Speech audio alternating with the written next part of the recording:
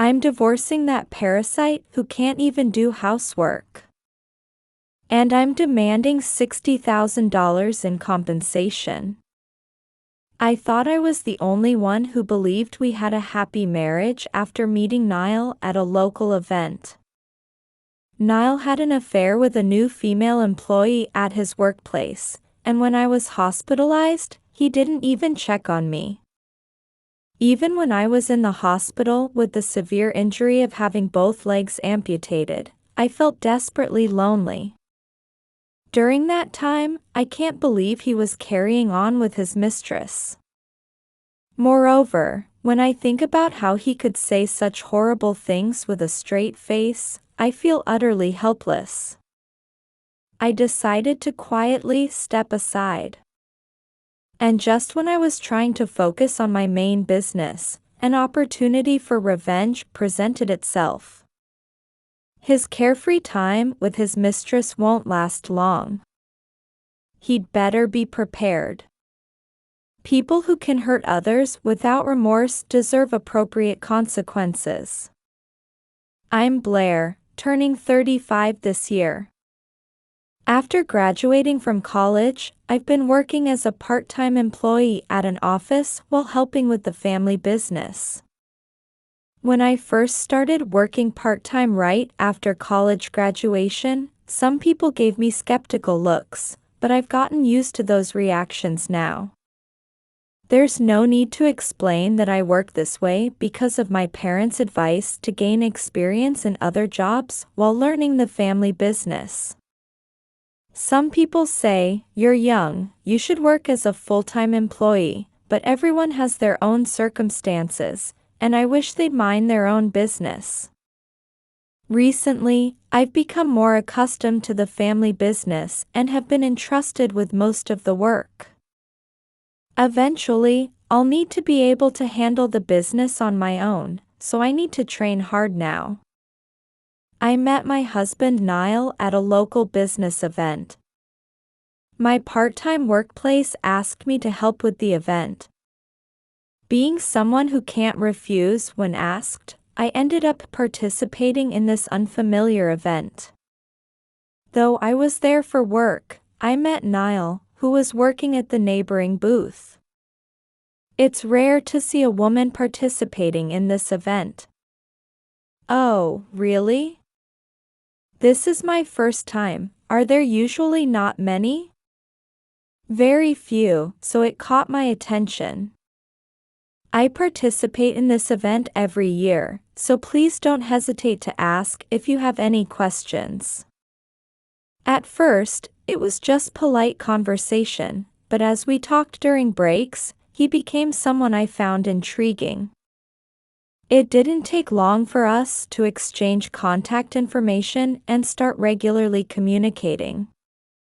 Though we were an odd pair, outgoing Nyle who could talk to anyone and shy me, we couldn't have been more excited when discussing our shared interest in manga. As we visited various manga-related locations and museums, we became more aware of each other and started dating.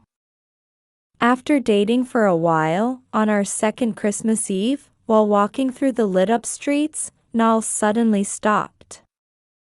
"I've been interested in you since we first met at that event. Will you marry me?" "I'd be happy to, if you'll have me." And so, Nyle and I got married. Married life was pure happiness. Though work could be challenging, I had someone I loved to come home to. I loved those peaceful moments at the end of the day when we could talk about various things. However, I never imagined that such happy daily life would start unraveling from a small loose thread. Continued in next part. About 6 months after our marriage, Nyle came home with flowers one day. "Welcome home. What are these flowers for?" "Got them from someone at work. They said to display them at home." "Do we even have a vase?" "Come on, get it together." You're ruining the beauty of these lovely flowers. Saying this, Nyle went into the bedroom. The flowers he brought home were yellow roses. I thought it was unusual to give flowers for no special occasion, especially yellow roses, and decided to put them in a jar we had at home after he left. The next day, Nyle came home with a small box. The woman who gave me the flowers yesterday also gave this as a wedding gift. What could it be? A vase? The small box handed to me was labeled as a vase. It is a vase. Maybe she was thoughtful since we don't have one at home. I put yesterday's yellow roses in a jar we had and displayed them in the entrance. Thanks. I noticed Nile's slightly panicked expression. The flowers were already displayed. Besides, why would someone give us a wedding gift when we'd been married for 6 months? Yellow roses aren't commonly seen in shops. It seemed too perfect to be just a coincidence. A bit concerned, I looked it up and found that yellow roses symbolize "please break up." I decided to convince myself it was just a coincidence. People don't pay attention to flower meanings these days, it must be just a coincidence. The flowers aren't to blame. I should just properly display what we received. Thinking it would be rude not to use the gifted vase, I took it out of the box and removed the cushioning material. It was a perfectly ordinary small vase. As I tried to take it out of the box, I suddenly felt pain. Ouch. When I pulled my hand back, there was a crack in the glass. The crack seemed unnatural, despite being carefully wrapped in cushioning material. Having a bad feeling about this, I decided to ask Nyle. Hey, about the vase we received, did you drop it or anything before bringing it home? Of course not. I wouldn't handle a gift so carelessly. From his expression and behavior, I was sure he wasn't lying. In fact, when he handed it to me, he did so very carefully, as if it contained something precious. Really? But it seems to be cracked. Oh, right. I need to water the flowers. Don't avoid the subject. What kind of person gave you this present? Nyle scratched his head in annoyance as he answered. She's a new female employee in administration.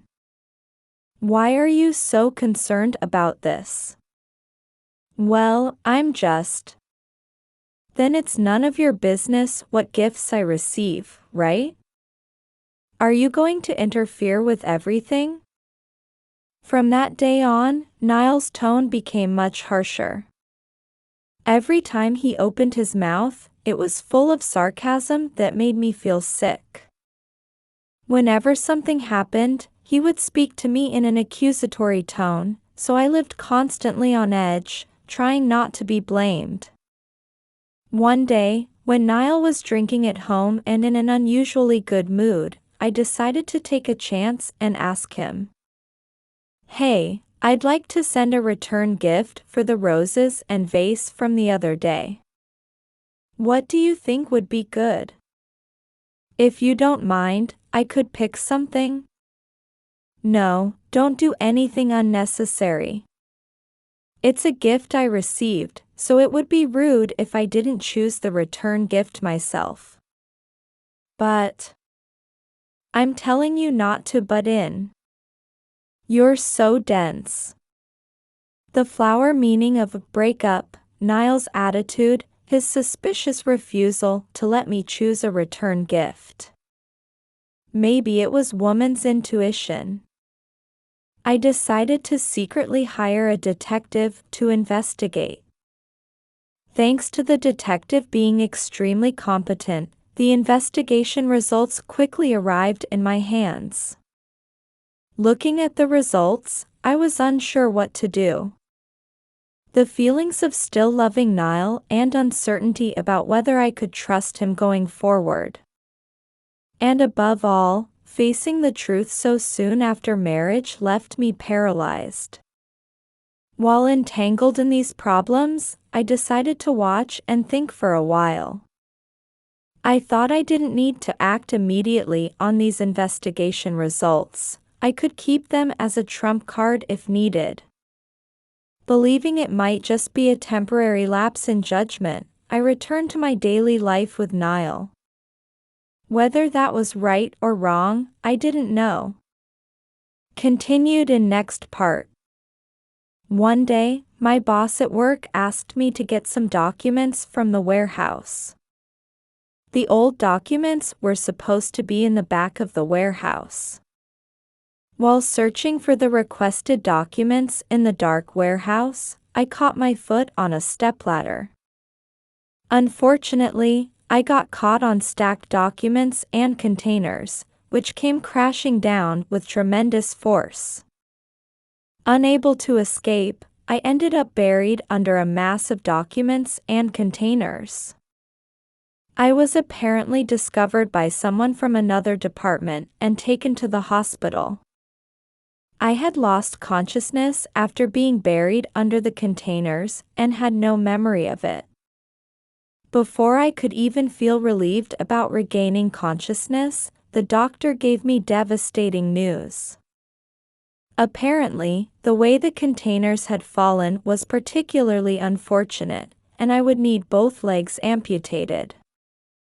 Having just regained consciousness, I couldn't accept this reality and could only lie in my hospital room. What could I do without both legs? And above all, I was worried about Nyle. We were newlyweds of only 6 months, and things were still tense after the incident with the roses and vase. We'd never had any major troubles since getting married, so it weighed on my mind. During my hospitalization, people from work took turns visiting me. I felt terrible for causing them worry while they were busy with work. Seeing how much my workplace colleagues cared made me determined to recover enough to be discharged as soon as possible. Between rehabilitation sessions, I tried contacting Nyle several times, but he never answered his calls. I was worried about whether he was eating properly while I was away, so I sent messages too, but days passed without him even reading them. My workplace had apparently contacted my family right after the accident, so Nyle must have known I was hospitalized from an accident. Though I was truly grateful for my workplace colleagues' visits, there were times when I felt lonely and wanted Nyle by my side. I never knew it could be so painful to have someone not there when you need them. However, I couldn't keep dwelling on such weaknesses. Normal daily life would return after discharge, so I had to focus on rehabilitation to function with prosthetic legs. In the end, there was no contact from Nyle until the day before my discharge. When I finally informed him about my upcoming discharge, he sent back just a one-word message, "Okay." I could only stare at the screen. In the end, a particularly close colleague from work came to pick me up when I was discharged. Having been hospitalized for so long, returning to normal life was more challenging than I'd expected. Working with unfamiliar prosthetic legs was physically demanding. Fortunately, my work was desk work, so the accident didn't prevent me from working, but it was still challenging nonetheless. What concerned me most was that I hadn't seen Nyle even after being discharged. Since he had at least sent a message the day before my discharge, he must have known I was being discharged. The discharge was on a weekday, so maybe he had work he absolutely couldn't miss. However, what could explain not seeing him at home for days after discharge? Was he coming home late after I fell asleep and leaving before I woke up? However, there were no signs of anyone else having been in the house. There had been times before when Nile's work kept him late, but not seeing him for days made me anxious. While sitting in the living room looking at my phone and hoping he hadn't gotten into an accident or something strange, I heard the door open. When I turned around, Nyle was standing at the door. He was holding a large Boston bag, and though he showed signs of noticing me, he immediately tried to leave the room. Wait a minute. Where have you been all this time? Shut up. It's none of your business. How can it not be my business? You haven't been in contact at all and haven't come home for days. Of course I'd be worried. That's what's annoying about you. He shouted while throwing the Boston bag he was holding onto the floor. Nothing good ever comes from being with you. Always meddling in everything. What do you mean by meddling? I'm busy with work, and you go and get injured. Your company people told me to go to the hospital, but that's none of their business. Thanks to that, I lost a business deal that was almost finalized. It was a $100,000 contract, but it's gone because you got injured. What are you going to do about it? How could my injury cause his work contract to fall through? As I was about to ask if such a thing was possible, Nyle slammed the dining table nearby. Anyway, being with a jinx like you will bring misfortune to me too. Take responsibility and divorce me.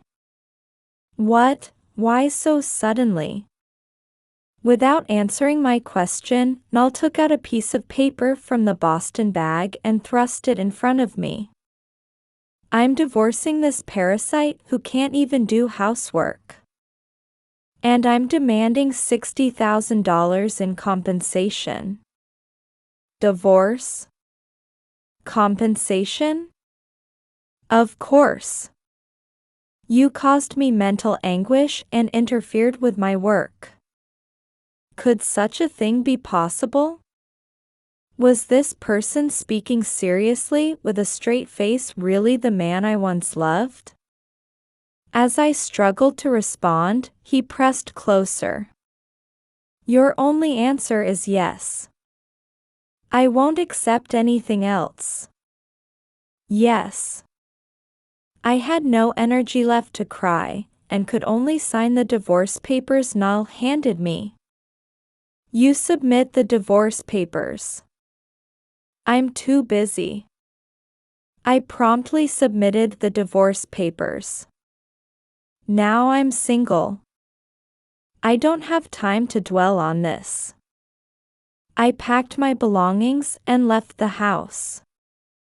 When leaving, I deliberately took my time getting ready. Maybe I was hoping Nyle would reconsider one last time. However, my hopes were in vain as Nyle clicked his tongue and glared at me. Just get out already. You don't belong here anymore. Nyle grabbed my bag and threw it out onto the doorstep. I never expected our life together to end so quickly, but it can't be helped. But maybe this was for the best, since I hadn't fully grasped how self-centered Nile's personality was. In the end, Nyle never really saw me at all. Those gazes I thought were looking at me must have been thinking of his mistress far away. Though I'm angry at myself for not noticing something so simple, getting angry won't turn back time. In this situation, I became determined to become someone who would make Nyle regret his actions. Even though I lost both legs, I haven't lost my spirit. I won't let myself be defeated here. Time won't wait for me, so I'll just do my best with what I can do now. I decided to focus on work as usual. My main business is real estate management. Managing the real estate company inherited from my parents brings in about $9 million annually in rental income. At first, I knew nothing about real estate management. It was quite a long journey until the rental income reached $9 million annually. However, I was able to persevere because I knew Nyle would be waiting at home. Nyle probably never imagined I had an annual income of $9 million. Thinking about it calmly now, maybe it was good that I didn't tell Nyle about the rental income. Given how Nyle treated his wife so terribly, who knows what he might have done if he knew about my high income. Though I don't often appear for work in public, I sometimes show up for important jobs. That day too, I was heading out with several male employees. When I went to a meeting about renovating a large office building, I ended up seeing a face I didn't want to see. One of the parties involved was Nyle. Nyle acted as if he hadn't noticed me. It was immediately clear that he intended to completely ignore me. However, I couldn't help but be concerned about the female employee next to Nyle. It wasn't because I was Nyle's ex-wife, it went beyond that. I wanted to warn them that this was a workplace. Nyle was mixed in among many employees, but his meaningful conversations with that woman next to him were noticeable. Since I could immediately tell they weren't just friendly coworkers, I decided to confront the situation head-on. "I'm so pleased to be working with you. Aren't you the one who gave me flowers recently?" The woman who had been talking intimately with Nyle turned to me and smiled. "Did you enjoy the yellow roses?" I hadn't mentioned anything about yellow roses. Yellow roses are unusual. The fact that she mentioned them so casually confirmed she was the one. Though her smiling face had the radiance of a rose, her eyes seemed as murky as a swamp. She was terrifyingly impossible to truly understand what she was thinking or plotting. This wasn't just an affair. Deliberately sending gifts as a declaration of war to a married wife isn't normal. It was her who sent the yellow roses and cracked vase under the pretense of a wedding gift. Yes, I was very happy. Someone as thoughtful as you must have wonderful encounters in store. Thanks to that, Nyle and I are getting married. As she said this, Karina showed off her left ring finger. It's pure love, we just met at slightly the wrong timing. For some reason, she was proudly showing off her marriage by theft. I don't understand why she would so proudly, almost boastfully, advertise such a thing. She must live with emotions I can't comprehend. Honestly, I felt too tired to say anything more. The goddess of love has shown what true love is through the power of our love. As she said this, Nyle stood next to her proudly. Karina, who would spout such outlandish ideas every time she opened her mouth. I couldn't keep up with them. Just as I was thinking I wanted to finish work and leave, Karina spoke up. By the way, when is the person in charge coming? How dare they be late? What are they thinking? After bragging about her stolen marriage and going on about the power of love, she suddenly started acting like a capable businesswoman. I almost burst out laughing at her behavior.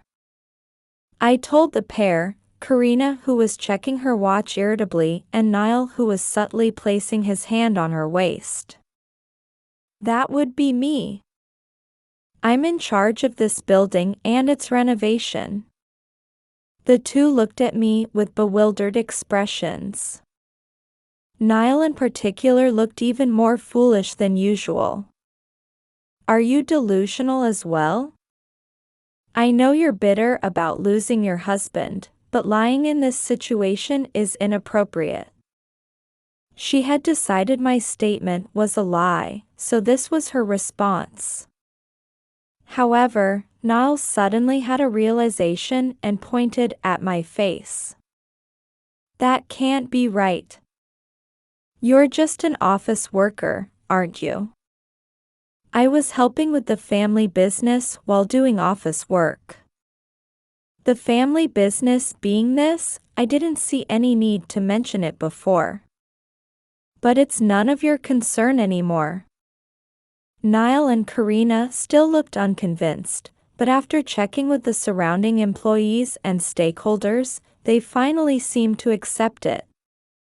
Nyle even tore up my business card into pieces after doing a double take when receiving it during our exchange of cards. It was so absurd I had to laugh. This can't be. I won't accept this. You were just a lowly part-timer, and I got sick of you. This must be a lie, right? It's not a lie. And by the way, this is the first time I've seen someone tear up a business card.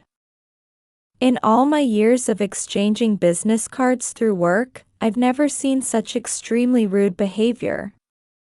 The office building renovation meeting proceeded as planned after that, but Nyle and Karina looked quite pale throughout. Well, no wonder. It must be shocking to learn that someone you'd been looking down on is actually the building owner. As for Nyle, he kept trying to catch my eye during the meeting so much that it was distracting. What was this attitude about, after he was the one who initiated the divorce? After the meeting, there was talk of having a social gathering. Since we'd likely be working together for a while, it would be smoother if we knew each other a bit better. Though it was a small gathering, they were having trouble making reservations for that day. While others were working out the arrangements, Nyle approached me and pushed something into my hand. When I felt something odd and looked, there was a small folded paper and a candy. Opening it, it read, "Shall we slip away together?" What was he misunderstanding? That kind of invitation to an ex-wife is inappropriate. I did a double take at him out of sheer disgust. Noticing this, Nyle, for whatever reason, winked and made a finger gun gesture at me. Though one should properly stay until the end of work-related social gatherings, I absolutely couldn't stay with a group that included Nyle. I briefly explained the situation to a subordinate and quietly slipped away from the gathering without participating. I ran through the crowd, praying Nyle wouldn't notice. 5 days later, I had an unbelievable number of missed calls. Checking them, they were all from Nyle. Looking closer, he had also left messages. The number of messages was 33. For someone who should be working, to make so many calls, he must be quite idle. Since I'd be troubled by more incoming calls, I decided to call him back. What is it? I'm busy, so all these calls are troublesome. Just tell me what you want quickly. Hey, why don't we start over? What are you saying? Has work driven you crazy? I'm being serious here. You're the only one for me. You made me realize how irreplaceable you are. Whether drunk on his own words or not, Nile's cringeworthy poetry continued. I wasn't in my right mind back then. You feel the same way, right? Don't lump me in with you. Besides, weren't you the one who brought up divorce? You ignored me when I was injured. No, I wasn't ignoring you. At this point, I decided to play my trump card. It was Karina, right? I had you investigated before. You were going to her house after work on weekdays. Even when I was hospitalized. Nyle seemed to give up, admitting it surprisingly easily. Yes, I was going to Karina's house then. You were in the hospital, but I thought you'd be fine since you were being taken care of there. In the end, you were just busy being with Karina, right? I hear you married her, so it doesn't matter anymore. I was just being led astray by her. It's not too late. Let's start over. You must be having a difficult life now, right? Won't you struggle without me? Oh, I know, we can hire a housekeeper. I don't mind having other people in the house. As I was speechless with amazement, he continued talking as if he'd had a brilliant idea. I'm willing to throw away my job to support you. That's how committed I am in contacting you now. You've always been someone who put work first. For someone like you to say you'd throw away your job to devote yourself to me. Yes, if I can live with you again, work doesn't matter. I'm so happy. I hung up the phone there. Knowing Nyle, he would surely act exactly as I imagined. I immediately headed to the city office after hanging up. What I submitted at the office was a marriage rejection notice. With this filed, Nyle couldn't submit a marriage registration on his own. 2 days after going to the office, I got a call from Nyle. Hey, they said something weird at the city office window. What do you mean by weird? Something about not accepting the papers. What? What are you trying to say? Be clear. I'm not free either. The marriage registration. I quit my job to be with you, everything was ready, but I got stopped right at the start. Though Nyle was trying to play it off lightly, you could hear the panic in his voice. I decided to tell him the truth. They wouldn't accept it? Of course not. I'm appalled to hear you tried to submit a marriage registration without permission. Huh? You mean I can't marry you? What should I do? I quit my job. Quitting your job was your choice. I never told you to quit. That's the result of you rushing ahead on your own. I hung up after saying that and blocked his number. I should have done this sooner. Continued in next part. The peaceful days continued for a while, but they were shattered in an instant. A woman appeared before me.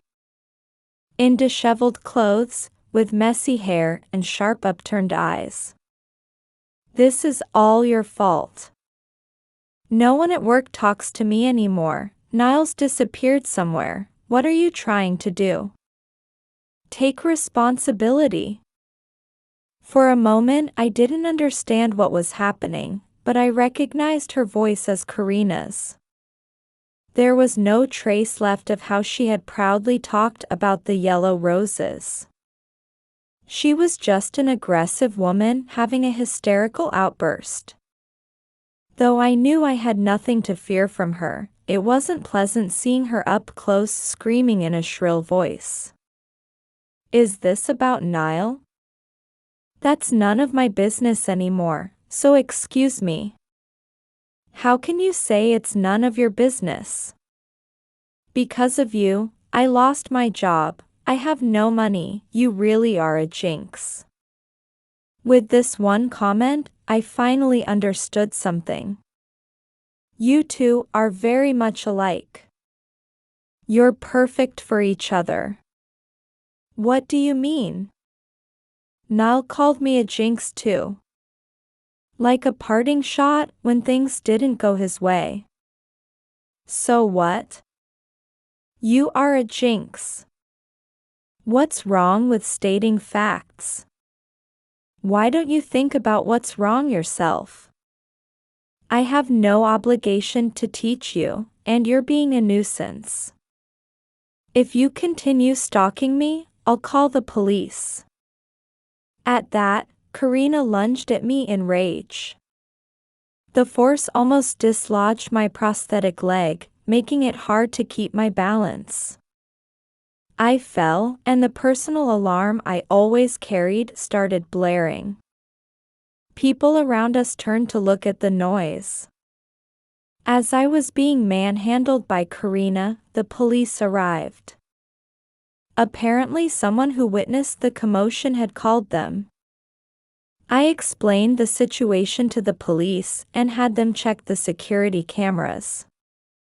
They confirmed I was not at fault, and to prevent this from happening again, a restraining order was issued against Karina. Why do I have to go through all this? Why? Perhaps because it was wrong from the start to have an affair with a married man and try to steal him?